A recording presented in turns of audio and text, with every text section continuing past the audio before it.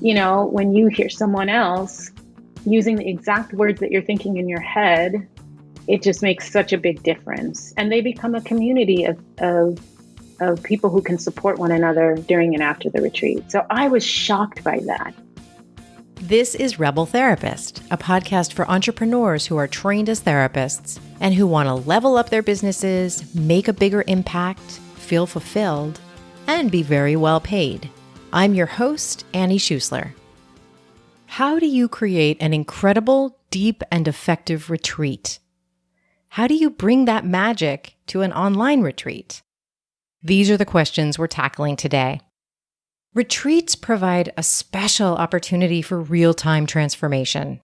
As a participant of a silent retreat at Spirit Rock a couple of years ago, I had a transformative experience. This retreat was about renewal and rest, setting aside those days in a sacred space, learning from the teachers, and immersing myself in the process gave me what I needed. On the third day, I felt a shift. I was no longer bored by the silence. I started to be able to observe my thoughts in a new way. And I got something on a gut level that's hard to put into words that I hadn't gotten before. If you're considering creating and running a retreat, it might be partly because you've experienced some kind of magic at a retreat as a participant. But how do you create that magic for your participants? And now in 2020, how do you bring that magic online? I invited a master of retreats, Michelle Boyd, to help us answer these questions. Michelle is an award-winning writer, a former tenured professor, and the founder of Inkwell Academic Writing Retreats. She helps scholars who dread writing free themselves from fear and build a satisfying, sustainable writing practice they can actually be proud of. Welcome, Michelle. I'm so excited to dive in with you. I am so excited to be here and talking with you, Annie. Thanks for having me. Absolutely. So we're going to talk about what makes your retreats work and what you've learned from bringing your retreat online this fall. But first, I want to get into why it's so important to you to help scholars with their writing practices. The main reason that is so important is that there are a lot of misperceptions about what writing is and what are the skills you need in order to not just be productive, but also to have an experience that feels good, that's satisfying, that sort of brings you the life that you wanted when you became a scholar. And so the way we tend to think about writing is that it's an intellectual activity, right? We have a puzzle, we have a research question, a research project, we're trying to figure out the answer to it. And writing is just one way we sort of do that figuring out, right? So it's all in the head. But the fact is that writing is also an emotional experience, right? And this is an idea that I think non-academic writers are sort of more familiar with, right? They understand it, they respect it. It's stressful, it's scary. You feel like you're putting yourself out there, even in the very act of writing. Not when the manuscript is done, but while you're writing, it feels risky. And what we do is we turn away from the risk. And so when we understand that writing has an emotional component to it, it's not just intellectual, we're better able to handle those challenges and move past them. And that's just not something that's taught in academia. We're not taught how to manage the emotional component of writing. And that's why I run these retreats. Oh, wow. Okay. And so it's not just about the finished product. It's really about changing that process for people. Yeah. There are other people who lead retreats where I think that is what their focus is on. And often when someone comes to my retreat, no matter what they've heard about me or how long they've been reading my newsletter, of course, what they want is to get something done.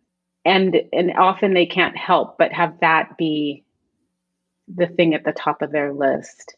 But they also know that essentially what I'm trying to help them do is find what they love about their writing again. What was it that made them go to graduate school? What was it that they are really excited about that they could talk for hours about? And how do they experience the satisfactions and the pleasures of that in their writing instead of feeling fearful and tormented and overwhelmed? I love that. It also sounds like it's about bringing pleasure and joy into the process instead of expecting those things to happen after it's done and not until it's done. Yeah, absolutely. And, this is a point I make to my retreaters a lot. That moment when you finish something, I mean, first of all, it's really hard to define. Is it finished when you hit send? Is it finished, when it comes out on the electronic format? Is it finished when you get the hard copy? I mean, when is it finished? And regardless of when you define that moment, it doesn't last that long. And if you can't find pleasure and satisfaction in your writing on a day by day basis, I mean, of course you can get through it, but what ends up happening is people get burnt out. They hate it. They don't want to do it. It's harder. But when you have figured out a way to recover that pleasure, you want to be with it. Writing is a relationship. It's like anything else. And when it brings you pleasure, you want to be with it more often. Right. And if you set it up in a way that feels crappy, then it's not a good relationship. It really isn't. And you should end it. Yes. Yes. Or you should make some demands on it, right? Like you should try to structure it in a way where it is serving you and feeding you instead of being the thing that drains you. So this is sort of, in a certain way, this is like a couples retreat for people and their writing. I love that. It is, but it's sort of I don't know if this metaphor will be strong enough to hold where I'm going, but it's like a polygamous couples retreat, right? Because one of the things that's essential about a retreat, and I had to learn this over time, this is not how I thought about it when I started, is it's actually being with other people when you write that makes the difference. And being with other people when you learn these skills that I teach in the workshops, it's being part of that community, even though it's a temporary one, that that changes your understanding of your own experience of writing, because you begin to see that other people have the same struggle that you do. And it doesn't matter how many times I tell people that. It doesn't matter how many times I share my own struggles. It's only when they are in the room with other people, watching other people go through the same thing and listening to them describe exactly the same problem that they're having, that they realize, oh, there's nothing wrong with me. And then once they realize that, then we can get to, well, what are the concrete things you can do to make this easier? And like the shame is really blasted away. That's amazing. Who are these retreats really right for? They are really right for people who are interested in discovery, who are interested in self-reflection, who have this sneaking suspicion that the experience can be more than it is for them at that moment, and can't figure it out on their own, but they know there's something there. And often there are people who used to enjoy writing before they got to graduate school or before they became a faculty member, and now it's just a torment for them. So there are people who are looking for something other than just being productive. They want to be productive too, but productivity isn't their primary motivation for coming to the retreat or being a scholar. Hmm. When did you run your first one? I ran the first one in 2012 when I was still a faculty member, and I was a faculty member, but I was also the associate director of a research center. And it was actually my colleague, another associate director, who had the idea that we should hold a writing retreat for graduate students. And she said, I think we need somebody to talk to them every day, to coach them. I said, oh, I'd love to do this. So I wasn't even thinking of it. I had a practice of going on retreats on my own. but it wasn't something that was on my radar. And, I was hooked. I was hooked. They were hooked. We'd sell out in a day, and we had to figure out how to incorporate more people. It was wonderful. And I realized, oh, I want to do this all the time. I don't have time to do it because I have other responsibilities. And something happens here that doesn't happen anywhere else. And I love helping to make that happen. Wow. So it just became clear that that was what you were meant to do a lot more of. It did. I had some, I was tenured by that time, but I was not happy and was trying to figure out, where am I going to go from here now that I actually have, done what I'm supposed to do. I have tenure. I have all this freedom. What do I want to do with it? And I was struggling to figure that out generally. I was doing a lot of reading about writing, a lot of reading about the craft as well as the process. And so this retreat idea came along right at that moment when I was trying to figure it out for myself. And I realized, when I put all of those things together, it was actually not just for me, but for other people, that I was interested in doing this work. Beautiful. So I always put in the show notes where people can learn more about you, but I feel like as you're talking about it, people are going to want to just Google that right now. So can you tell people where they can find this? And then I'll say it again at the end. Absolutely. I mean, they can find out everything they need to know at my website, which is inkwellretreats.org. Beautiful. So what are the ingredients that stand out to you? And I guess we can start with, for an in-person retreat, what are the ingredients that stand out to you as being really important to making a writing retreat a success? So, one of the first ingredients is having a separate space.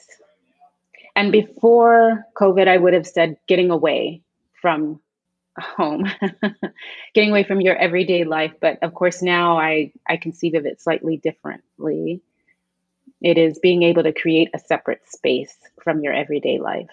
And that separation is from the physical environment, from, all the notes on your desk that are about all the things you got to do around the house that you haven't done, getting away from your kids and your colleagues and your partners and anyone who's making demands on you, so that you can just function sort of in relationship to your writing. So having a separate space. And then I would say the second ingredient is trust. And that trust is multi layered.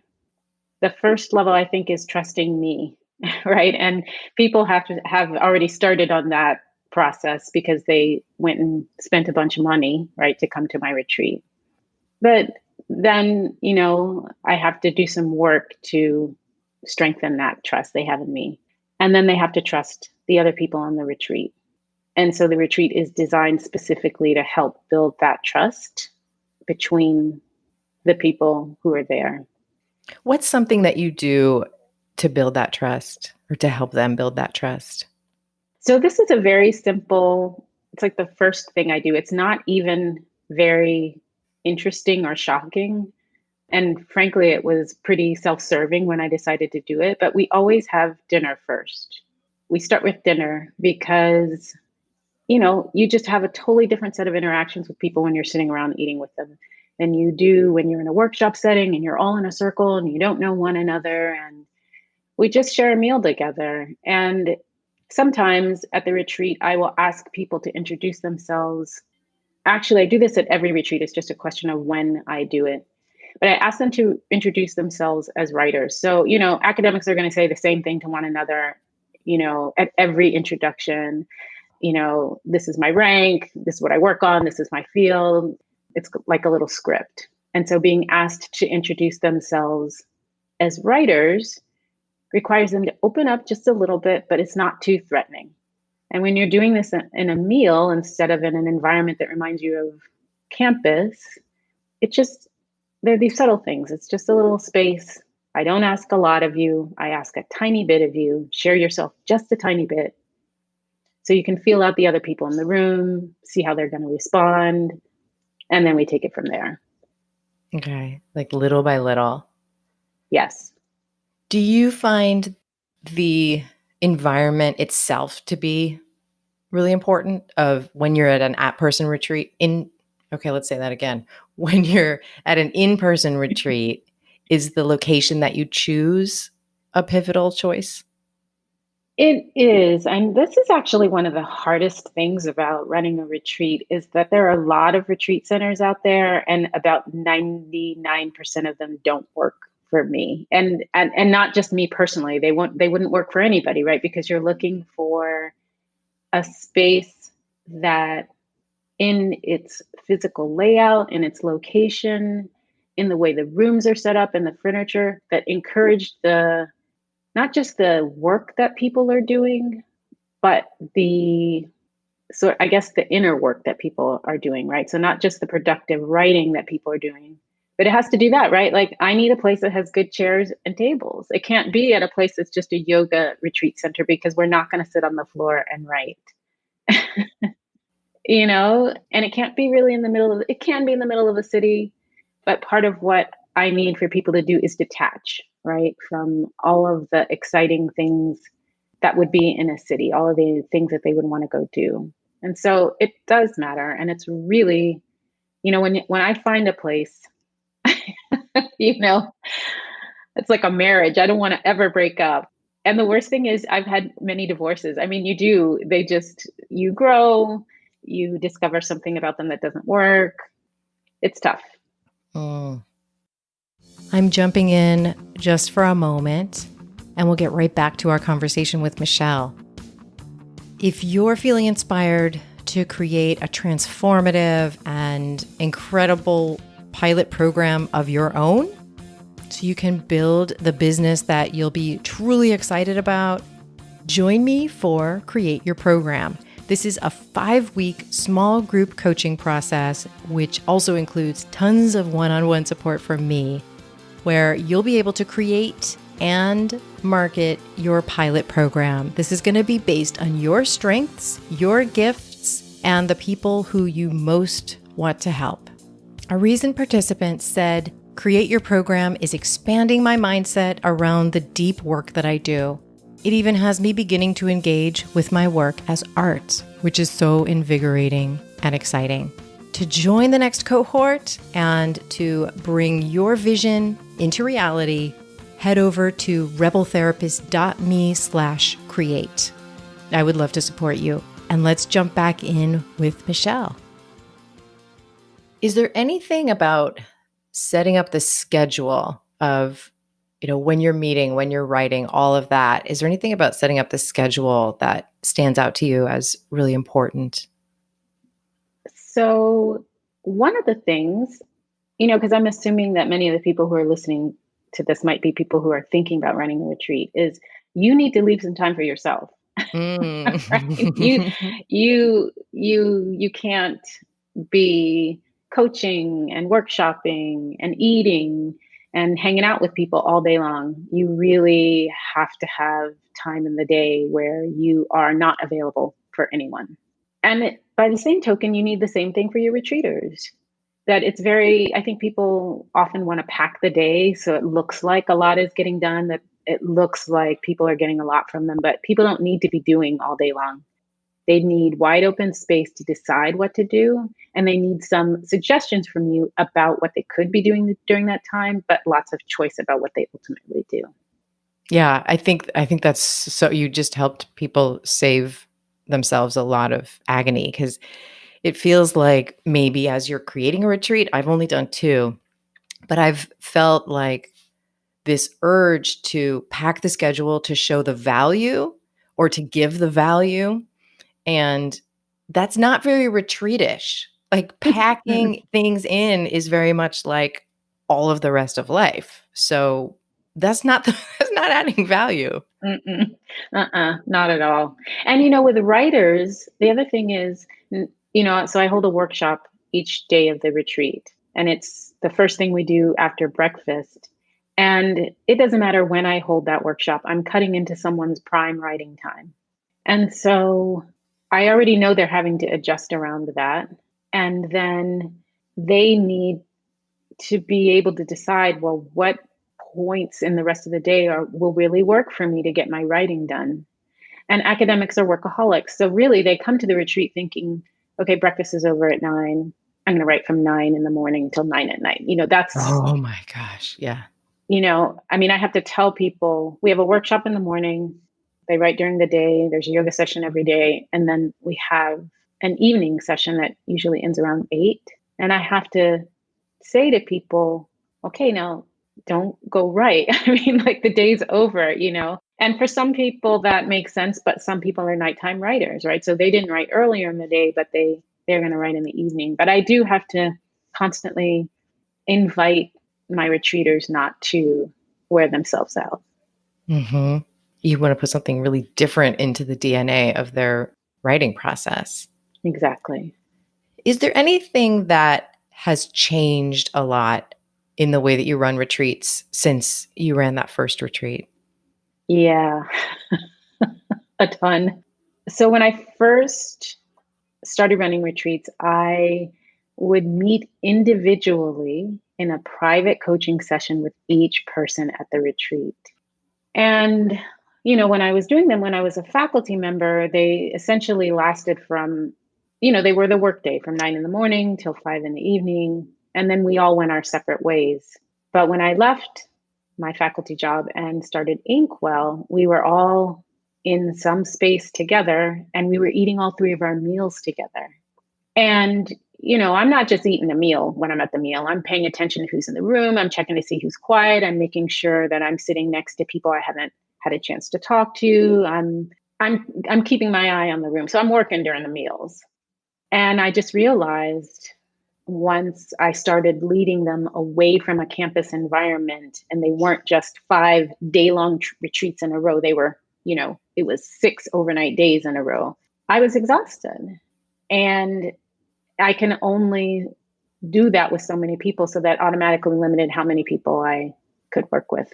So this was the first time I ever had to make a change that I did not want to make. I thought it was going to ruin the retreats. I thought, people are too afraid to talk about their writing troubles in a group setting. My whole business is going to fall apart. And I was 100% wrong. It wasn't just that they were okay, they were better because of what I said before. When you hear someone else using the exact words that you're thinking in your head, it just makes such a big difference. And they become a community of people who can support one another during and after the retreat. So I was shocked by that. I was stunned by it. So that's the first thing that's changed. And then, of course, the big, most recent change is now having to be online. Oh, yeah. Before we go there, I just really want people to rewind and listen to what you just said about, What did I just say? well, the way that you were forced just by math and exhaustion into changing this into more of a community-based model. And then you found all this value for the participants there. I've been through the same thing, and it feels like it's it's such a it's such an amazing process to see, okay, when people need to do that vulnerable work in front of each other, it actually adds value, at least for you and for me. I'm not saying every single business, but yeah, that's Yeah. beautiful. I think it doesn't just add value, it changed what I had to pay attention to, right? Because before I could just coach, right? I just sat back and it's my favorite thing to sit and have a conversation with someone and to listen and to reflect back to them what I hear them saying and to help them see some alternatives to what the situation is now. I could do that literally all day. Well, I thought I could do it all day long. Obviously, I couldn't do it all day long. But that was me doing it comes easiest to me, right? And then when I started leading a workshop every day, first of all, I had to do something it's not my favorite thing to do, which is to present information. And I don't love that. I've found a way to make it more pleasurable, but it's not my go-to thing. And I also had to pay attention to what was happening in the room in a different way. So I don't feel responsible for other people's relationships, but I am just watching how how everyone talks to each other. I set community guidelines. It's another thing that I do to establish trust. I'm very clear about what's okay and what's not okay to say or do. So that's different work, right, than sitting one to one. Yeah. So What happened this fall? You had to move your retreat online. I mean, talk about a huge forced pivot. You had to move It your wasn't retreat a forced online. pivot, Annie. It was a shit show. It was a shit show. Oh my God. Yeah. I mean, okay, it wasn't a shit show. It wasn't a shit show, but it felt like a shit show. I mean, Well, and maybe the shit show part was the like, oh shit, we have to do this. Like, this isn't what I wanted to do. it was that. It was first of all, it was the slow dawning realization. I mean, you know, I don't know if other people experienced it this way, but COVID has just been a series of realizations for me about what does it really mean. And I've had them personally, and then I've had them professionally as well. So every time I thought I'd figured out where we were, I came to see, no, that's not where we were. This is where we really are. So first, I just delayed my retreats, and then it took me a couple weeks to realize, oh, okay, they're not delayed. They're just not happening. And I knew this before my retreaters did. They all. I sent them messages. I told them this is probably what's going to happen, but they hung on. They wanted to believe it was going to happen. Yeah, they had this thing, this light at the end of the tunnel of your retreat. They're like, no, no, that'll work. That'll happen. Exactly, exactly.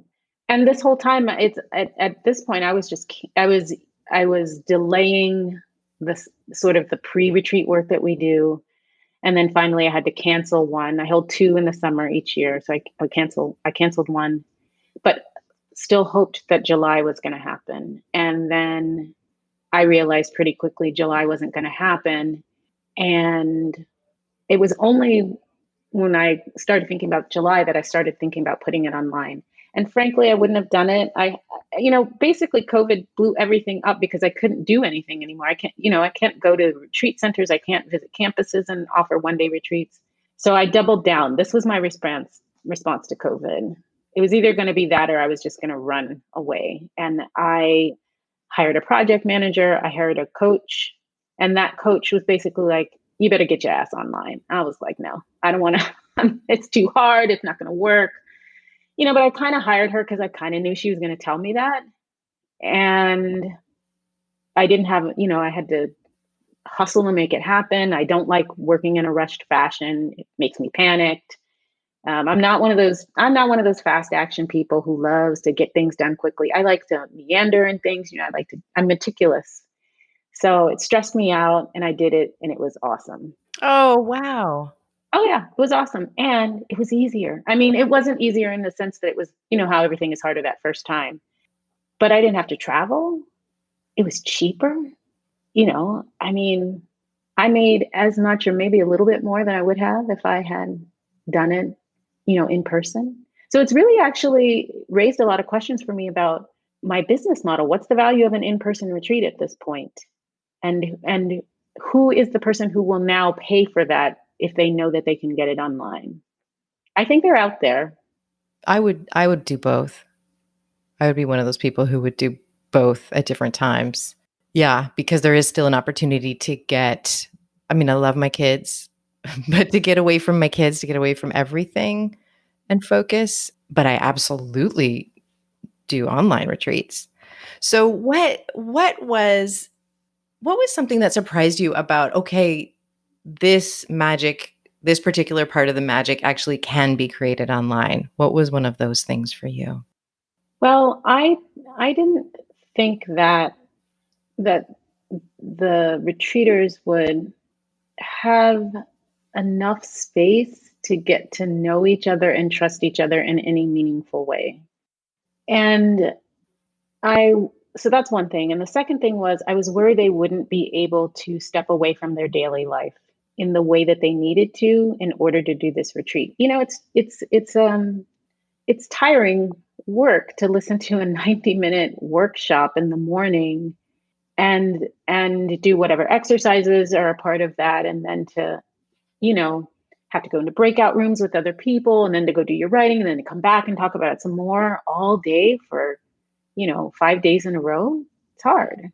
But I have to say, again, I was totally wrong. So, I know that people had varying degrees to which they could do this. Some people came to the retreat and, you know, maybe had a hard time really understanding how thoroughly they were going to need to detach from their environment. So I could see that there were a couple people who struggled with that. And, often that was people with little kids, and it's COVID, right? Like nobody can, there's no detachment if your family's in the next room. But I was really surprised. There was one woman who came and she told me before the retreat, I sent my kids on a retreat so that I could have this retreat. So she sent her kids, I think, maybe to their grandparents or something. She had the house to herself. And, not everyone was able to do it quite to that degree, but many people were able to make arrangements around the kinds of household labor that they would normally need to do so that they didn't have to do it. That was very much a part of the online retreat in a way that it doesn't have to be for the in-person retreat. I had to give very specific instructions about how you can put your other responsibilities to the side for this time. Ooh, that's a good takeaway, Michelle. I'm going to do that. Like in my program, there's a 4-hour workshop on the last day. So it's not a whole retreat, but 4 hours is a thing. And I think I want to start telling people really early on in the process, here's how to carve out. Here are some ways that you could carve that out for yourself, because people usually regret it when Yeah. they don't. Yeah. Yeah. Yeah. And I regret it too, right? Because I can tell and I can see that they're not getting quite the experience that they would have if they'd been able to do that. And so, so there was much more instruction around how to be in your space than I would normally have to give. So I was worried about that, but I was wrong about it. People were really able to be there 100%. I asked people to stay on camera and to show up for every single session. And I was afraid to do that too. And the coach said, do it.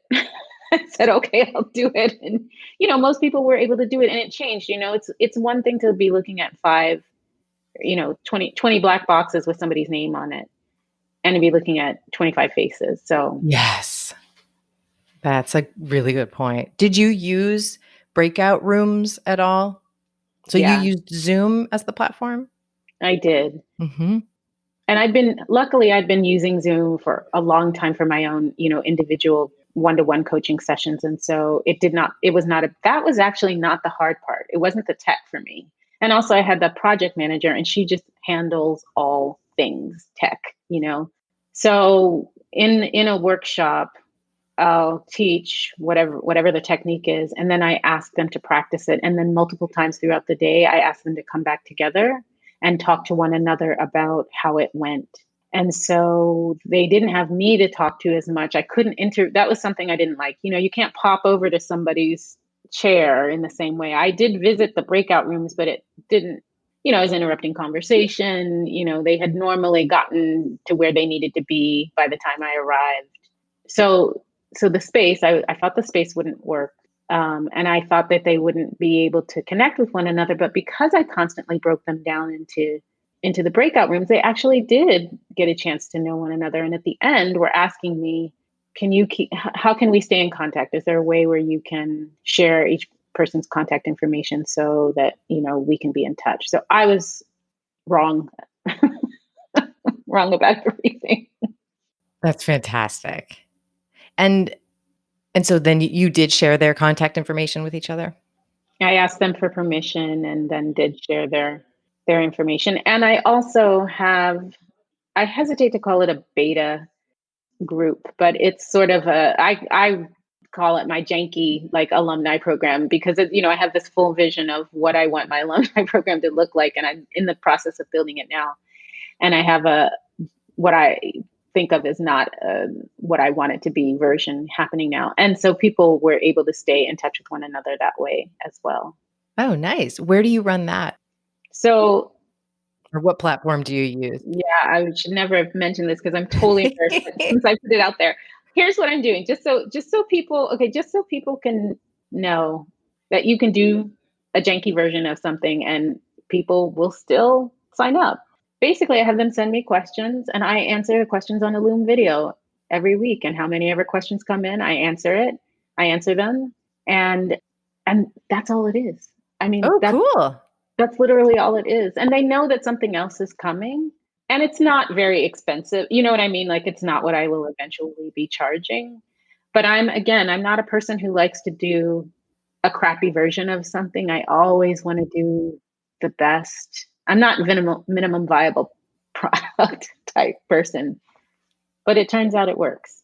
But it is. And I mean, that's what I am obsessed with is like getting people started with programs. And that's a really great example of where, yeah, like maybe the tech or the onboarding process or whatever it is that you feel critical of, maybe that will improve. But the actual value that's most important is already there. Like you answering those questions, that's not subpar. Like that's not any less quality than it's ever going to be. I feel like for me that's the key to a really great pilot is the value of the actual work is there, and then the tech, the onboarding, all of that stuff, it's okay for it to be janky in the beginning and get worked out over time. Yeah, it is. And I will say this though. Here's one thing for I think people to kind of bear in mind if they're thinking of doing retreats online. Almost everyone in the alum program is someone who was at a live retreat.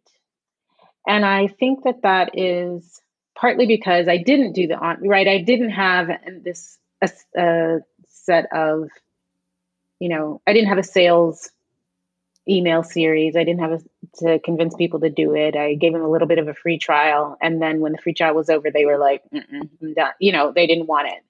And so I do think that that's partly about how well people felt they got to know me personally, because they couldn't do it as much in the online space because there just wasn't the opportunity for that, right? I don't think that they have quite the same sense of me as a resource that they should stay connected to. I could be wrong about that. It's a weird time. Everyone's overwhelmed. You know, they might have been part of other groups that they just went back to. I don't know them well enough to know that. But I do think that there's something about the online space that didn't let something happen that I can't quite identify. Okay. Yeah. And I'd be really curious if you ask those people like what would make this program work for you, what they would, or if you did ask, like what they would say about that. I didn't ask actually. That's a good question. I will in a way ask that question when the more robust version of the program is ready, right? And then I go through a full launch and invite people to it. And I'll see again if none of them show up, they will have gotten two versions, right? The janky version and the smooth version. And if they don't show up, I think that's definitely time to sort of ask them what would have made it better for you. Does anything stand out to you about your own writing practices that you want to share with people? Yes, I guess I would say that I am not someone who has a pristine writing practice. And this is something I talk about a lot with anyone that I'm talking to about writing, whether it's in a one on one coaching situation or at the retreats. We have this silly idea that in order to have a serious practice, you never miss a day, you're never tired, you just show up. You're golden every day. And that's not my life. My writing practice isn't pristine, and it's not beauty and joy all the time. It's beauty and joy a lot of the time, and there is usually satisfaction in it, but I work for that. I cultivate that, and it wasn't that way for a very long time. So when I talk to people about the retreats and my own experience with writing, I always talk about the fact that I continue to be a tormented writer. It's really hard, but I know now how to create the conditions that make me want to write every day and that make it easier for me to come back to the writing when I've strayed from it. And yeah, I remember now it's very difficult for me to identify other things that I do that I can get so lost in. the quest to get lost in something. Mm-hmm. So anything else that I didn't ask about that you want to make sure to leave people with? I think the one thing I'd say is I think a lot of entrepreneurs I talk to think of retreats as just one possible service offering. And they usually think of it as like an add on, this thing that they stick on the end of a package. Maybe it's something that they offer to, high ticket coaching clients. It's talked about this in a very it's talked about in this very narrow way. But at least for me, a writing retreat is actually, or a retreat is someplace where certain kinds of transformations can happen that can't happen in other spaces. I choose it because it's a pedagogical choice. I'm a teacher, and I can teach certain ideas in a way that will be sort of received differently. They'll be understood differently. People don't just gain understanding of something, they gain wisdom. And that's because when you're at a retreat, you're talking about ideas, you're learning something, but you're also practicing and reflecting. And when you put those three things together in a separate space away from your daily life, there's a certain kind of change that can happen that can't just happen in other learning environments. So I really encourage people to think about a retreat not just as it's not the same as a coaching call. It's not the same as a group program. It's its own entity. And it brings you so many things that you can't get elsewhere, that it's worth looking for those things and trying to build those things for the people that you work with, because they're going to love it. Thank you so much, Michelle, for this Yeah. amazing conversation, for letting us behind the curtain into your process. Yeah, absolutely. I'm happy to do it. It was a lot of fun. Thanks for inviting me. You can find out more about Michelle Boyd at inkwellretreats.org. I want to thank Cosmo Palms for editing this podcast.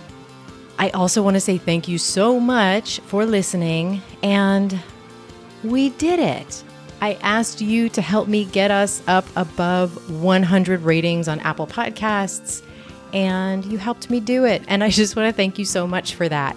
Leaving a review, leaving a rating, especially a 5-star rating if you're finding this supportive, is a really helpful way for you to get more people to see this podcast. That's just how that system works. So I really appreciate it. Thank you so much for listening, and I will see you next time.